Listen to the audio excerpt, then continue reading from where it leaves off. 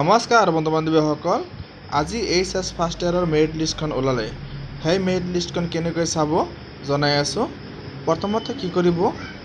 যিকোনো এটা ব্ৰাউজাৰ যাব ব্ৰাউজাৰ যাই সাৰ্চ কৰিব দৰ্পণ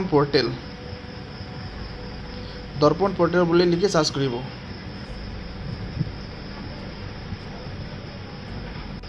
সাৰ্চ কৰাৰ পিছত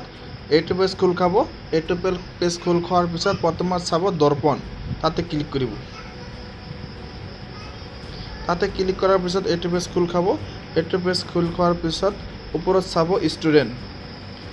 তাতে ক্লিক কৰিব তাতে ক্লিক কৰাৰ পিছত ইয়াত চাব mobile number date of birth আৰু 4 ডিজিট পিন কোনটো মোবাইল নাম্বাৰতে এপ্লাই কৰিছিল সেই মোবাইল নাম্বাৰটো ইয়াত বহুৱাব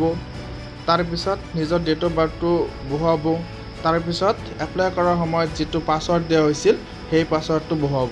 পাসওয়াৰ্ডটো বহুৱাৰ পিছত login in as student click কৰিব ক্লিক কৰাৰ পিছত পেজটো খোল খাব আৰু পেজটো খোল খোৱাৰ পিছত চাব কোনটা কলেজত আপুনি এডমিশনটো পালে তাৰ পিছত হেতু ক্লিক কৰি কলেজত জমা দিব লাগিব থ্যাংক ইউ বন্ধু বান্ধৱীসকল আৰু নতুন নতুন নটিফিকেশন পোৱাৰ কাৰণে মোৰ চেনেলটো সাবস্ক্ৰাইব লাইক আৰু শেয়াৰ কৰি দিব